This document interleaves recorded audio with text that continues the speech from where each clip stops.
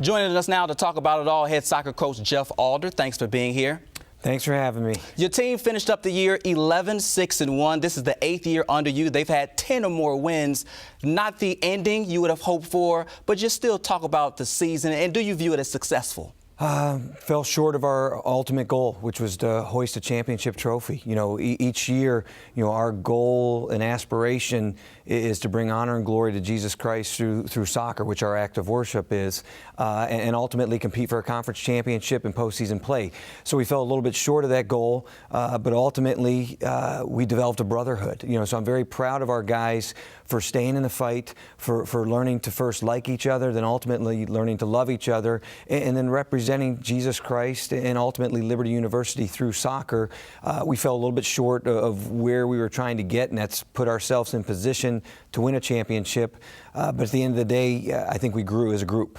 Had a late night last night, bus ride, got back to town maybe 1 o'clock in the morning, but back to work this morning, bright and early. It's already on to next year. First of all, talk about those. Scott Sutark, your goalie, he's one of 2 seniors, how tough it will be to replace him. You're very proud of Scott. I've seen him go from being a boy to becoming a man, and so for me, that's the father part of coaching, where you try to invest your life into the lives of your kids, and I've seen him grow there. And then soccer-wise, I think he maximized his potential. He had a great career for us, had a ton of shutouts, got us to 2 title games, helped us win a title in 2011, and so I'm very proud of Scott and his growth as both a player and a person, and he will be a hard guy to replace, and so we'll miss Scott. We were very sad for Scott last night because we felt we could try and get us back to another championship with him in goal, but unfortunately it wasn't meant to be. But Scott's grown as a person and a player, and we're extremely proud of Scott for who he has become during this process. You do have a lot of guys returning. Tell us about